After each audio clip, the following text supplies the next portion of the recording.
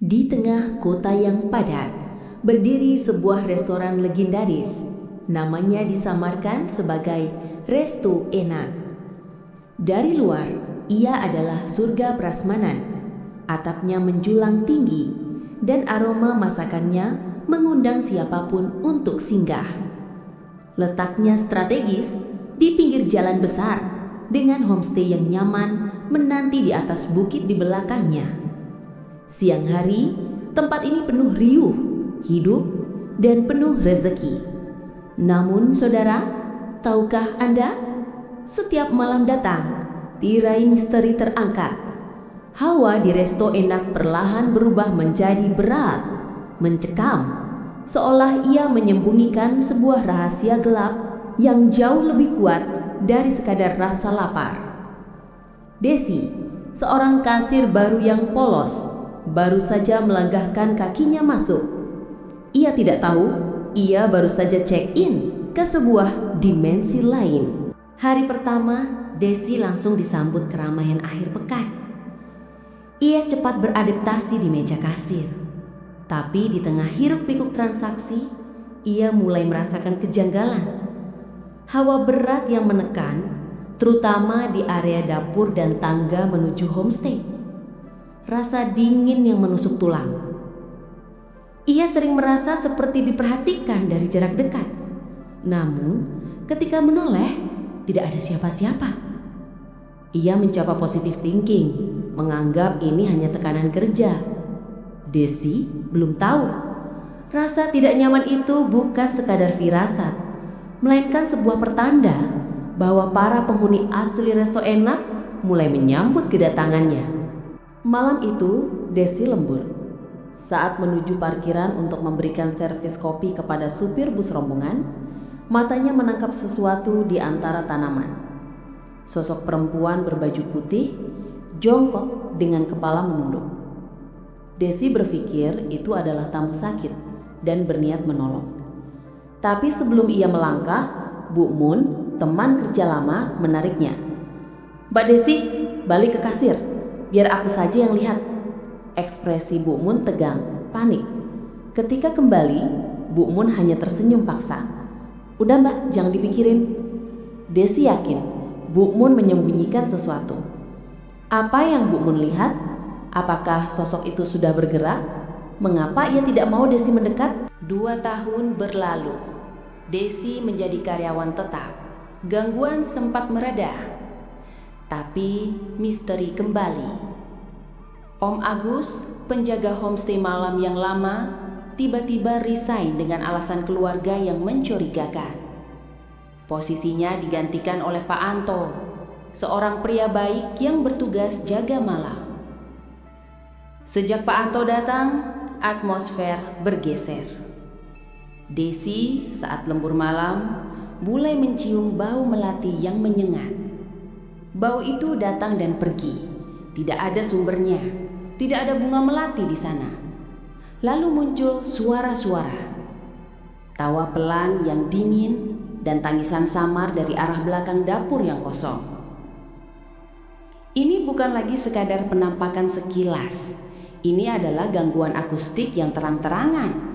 Mereka ingin menunjukkan eksistensi mereka. Malam sepi. Hanya ada 4 pengunjung double date di Resto Enak. Tiba-tiba, salah satu pria berjalan ke meja kasir. Wajahnya pucat. "Mbak, tadi saya lihat ada tamu lain. Cewek, baju putih, jalan ke lorong homestay." Desi refleks menoleh. Lorong kosong. Pria itu yakin teman-temannya tidak melihat. Hanya dia. Panik, tanpa basa-basi, ia langsung membayar dan mengajak rombongannya buru-buru pergi. Makanan, kopi, cemilan, semua ditinggalkan. Mereka panik, tergesa-gesa, diusir oleh sosok yang hanya dilihat oleh 1 orang. Pertanyaannya, siapa wanita berbaju putih ini? Dan mengapa ia gentayangan di lorong menuju homestay? Gangguan merembet ke karyawan. Adi, teman kerja Desi, sedang membersihkan meja prasmanan. Ia melihat Mbak Riri, kasir yang bertugas, duduk menunduk di meja kasir. Adi menyapa, "Mbak Riri, saya ke dapur ya beresin piring." Tidak ada jawaban. Adi tidak ambil pusing. Ia mengira Mbak Riri sedang fokus mencatat. Namun ketika ia tiba di dapur, ia terkejut setengah mati. Mbak Riri yang asli sedang mencuci piring. "Aku dari tadi di sini, Di." "Lalu siapa sosok yang duduk di meja kasir?" Adi putar balik. Meja kasir kosong. Sosok itu hilang secepat kilat. Duplikasi. Peniruan.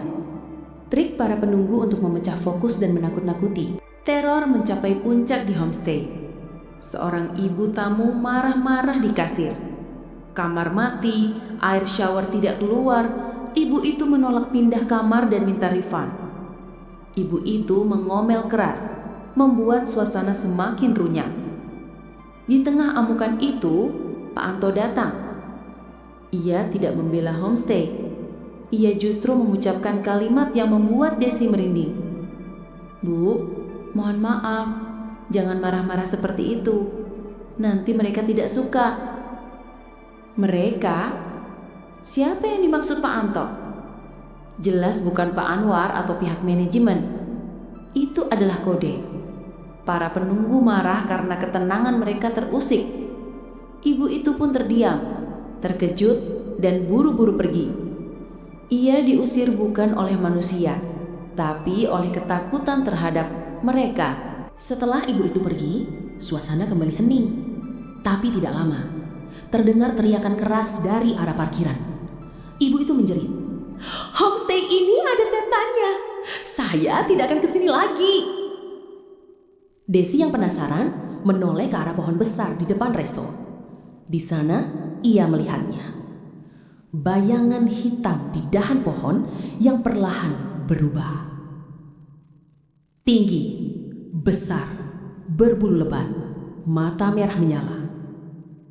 Desi menyaksikan makhluk itu menurunkan kepalanya ke bawah, seolah badannya sangat elastis, namun tubuhnya masih berdiri tegak di atas pohon. Sebuah genderuwo yang menyerupai postur kaya. Desi freeze, kakinya seolah dipaku.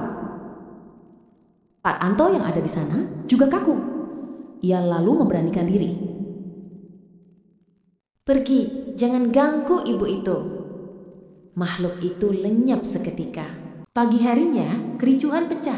Semua karyawan yang bertugas malam mengaku melihat sosok yang sama. Desi menceritakan tangisnya bukan karena dibentak tamu, melainkan karena genderuwo. Obrolan melebar. Adi bertanya, "Sebenarnya tempat ini dulunya apa?" Pak Anto akhirnya membuka tabir misteri. Tanah ini dulunya lahan kosong yang sangat angker, ditakuti warga. Makhluk-makhluk ini sudah tinggal lebih dulu. Mereka marah karena habitat mereka dijadikan resto. Pak Anwar, si owner, sudah berkali-kali memanggil orang pintar, tapi semuanya menyerah. Makhluknya sudah dianggap tinggal duluan di sini, kata mereka.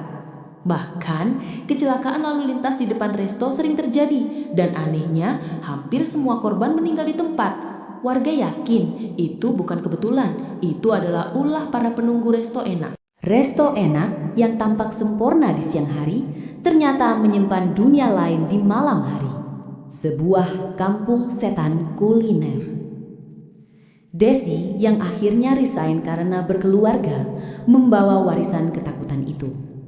Meskipun Desi sudah pergi, ia mengaku setiap kali ia melewati resto enak, hawa dingin dan rasa merinding itu kembali. Sosok-sosok itu mungkin masih mengawasi dari balik pohon besar di parkiran. Saudara, inilah misteri di balik rasa enak yang legendaris.